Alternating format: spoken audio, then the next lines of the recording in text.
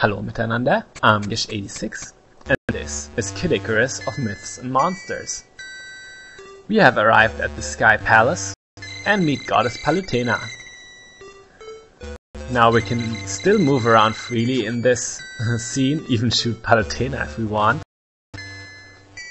And we're awarded the 3 sacred treasures. First off, the wings of Pegasus. They let us fly around freely, as if we always had a feather. Next up, the light arrows. They give us additional power and permanent range. And lastly, the silver armor. It halves all the damage that we receive. We're going to have to put them to use right away, because our main villain has arrived.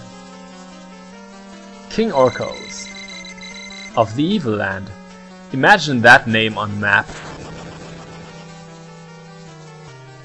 Palutena will become our damsel in distress. Puny? Well, we're gonna give you a whooping. He also says that as if it's a given. Maybe he's not wrong with that. We are going to give the fight to him. Unfortunately, he has also already invaded the whole palace, and we're going to have to fight our way to him first. Now, this is the very final stage of the game. It is a very good stage if you ask me, very well designed. Lots of fun to play. Also has some very ominous music. Overall, just a great experience. The absolute highlight in the game if you ask me. Now, about the stage itself. It is pretty much built around you using the wings of Pegasus a lot. You always get those. You couldn't even finish the stage without them, but for the other sacred treasures, you may not always receive them at the start of the stage. It depends on how many secret points you've gathered, and I think you get these secret points by pretty much going through all doors in the regular stages and finding Palutena's key. And maybe some weapons and so. We still have the occasional shop around. We also still have many hot springs in the very final stage, because not many other rooms make sense anymore. Yeah, here you see how important it is to get accustomed to how the wings of Pegasus control. We're going to have to do some masterful flying.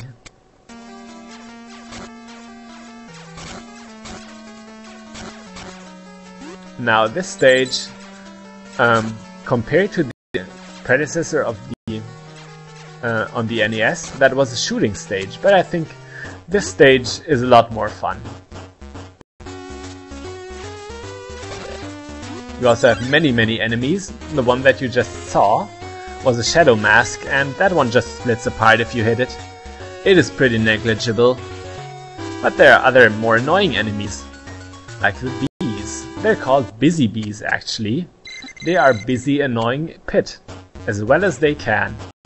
If you don't defeat them quick enough, they're gonna circle around really quickly. That can be even more obnoxious. The only other good hint against those that I can give you is don't be Nicolas Cage, really. If you're Nicolas Cage against these bees, you're doomed. No 2 ways around it. We also still have the training centers. Why would we have them now? That is actually where you would get the sacred treasures if you didn't get enough secret points during the game. If you had to start the stage without the light arrows or the silver armor. If you do the training here, you can get them again. There's actually a way to cheese the training at this point in the game. It involves the wings of Pegasus, I think. Maybe I'm able to show it off in a bonus video. These enemies are also quite something. They're called Put. Pretty much opposite to Pit. They are evil angel soldiers. You could also call this game Kid Icarus Attack of the Clones. Well, it was made in 1991, so you could have called it that. So many enemies around. This stage is so laden with them. But yeah, that's what you'd expect from a final stage. Many enemies that want to rip you to shreds. So many enemies your Game Boy can't even handle it.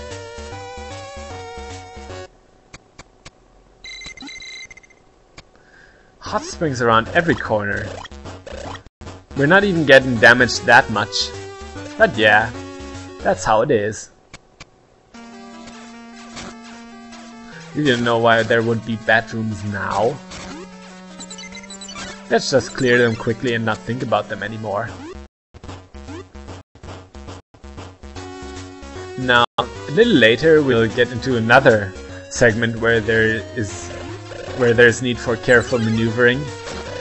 It includes lots of spikes. I wonder who installed them in the air. Many breakable blocks also around. It really helps to have saved up many hammers. Here it is, that segment. Flying spikes. Enough said. Apart from the enemies that I've talked about already, there's another one called Pythagoras. You'll see him shortly. Here's the second training center, in case you have only gotten the Wings of Pegasus, or in case you still need another special weapon. But yeah, coming up will be Pythagoras. Now that is a famous scholar right here. He throws equilateral triangles at you. And if he didn't start the fight, I'd feel kind of bad killing a famous mathematician. That would have an impact on science for millennia to come, even up to the modern day. Really. Pythagoras. That's one of the weirdest enemies ever. We have finally arrived at King Orkos. Now we can finally face him. This fight isn't that big of a deal if you're used to it. What he does is he not only shoots out his whatever those things are. They're not healthy, that's for sure. But what he usually does is advancing slowly towards you and then finally lunging very quickly. It's a trick that gets old pretty quickly. And the best thing to do against him is to pretty much lure him to the upper parts of the arena. If you use all the space that you're given, you're gonna have the advantage, trust me. But yeah, King Orkos. Pretty much a pushover right now. Orkos is from ancient religion actually. It's not made up by Tolkien. It does mean somewhat a demon or an underworldly being. Now we've defeated him, but that's not all there was to this fight. We have a second phase, and what a phase that is. Now Orkos is humongous. We see different body parts of him, and they cycle through. Overall the pattern is threefold. He'll actually start cycling soon. Right now he's been doing the same thing all over. There it is. There's the hand, the tail, and pretty much the foot and upper body. Only when the foot comes out can you hurt him. If your timing is good, you can hit him 4 times. But I was talking about the name Orkos. Demon is pretty fitting for this guy if you look at him. I mean, look at all this hair. It does look demonic. Dude, you should really get a shave. There's not much to be said about the tail. It's pretty much a no-brainer, just go on the ground. But as for the hand, you should do it like I do here, and be very aggressive. If you defeat many of the bats that spawn right away, as you can see here, you're gonna have a much easier time dodging them. If you don't shoot them, you're probably going to get trapped.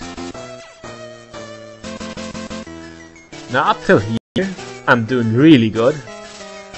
I was even confident that I might do a no-hit run on this boss, but as you'll see shortly, it was not to be. Too bad. Would have been quite something. If you're used to this game, it gets so easy. Especially if you're getting all the items and the upgrades. I mean, I just got hit, but I have still so much leeway on my health. Still have so much of it. I could play much worse than I'm doing right now and still prevail. But if this game is pretty much just too easy for you, you might just miss some items on purpose, like the special weapons. Or maybe not get as much experience and miss secrets on purpose. You could do some nice challenges with this game. I don't think it's designed as perfectly for this minimum runs, but it's something that you could try.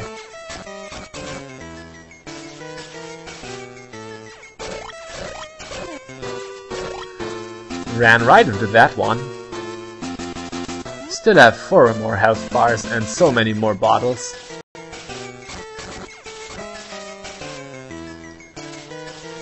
This boss gets such a nice routine, and he's done for good this time.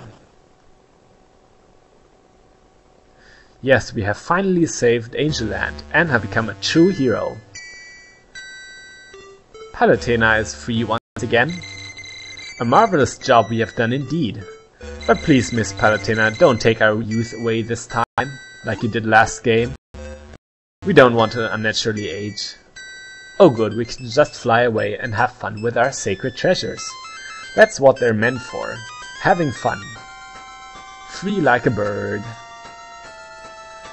And that is the ending to Kid Icarus of Myths and Monsters. We once again see all the enemies that we've encountered before. No staff roll, sadly. But knowing games of that time, it would have just been anonymous screen names. Really, what is up with them? The dungeon-specific enemies are not around. I guess they wouldn't be comfortable around these clouds. They prefer the dusky dungeons.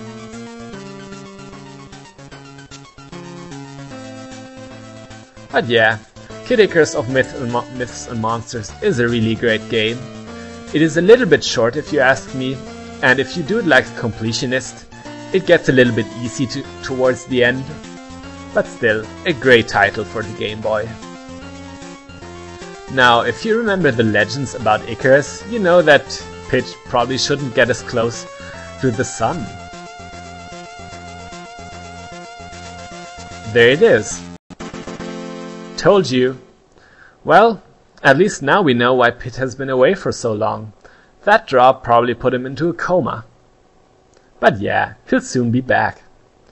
So, I'm Gish86. This was Kid Icarus of Myths and Monsters. Bis bald!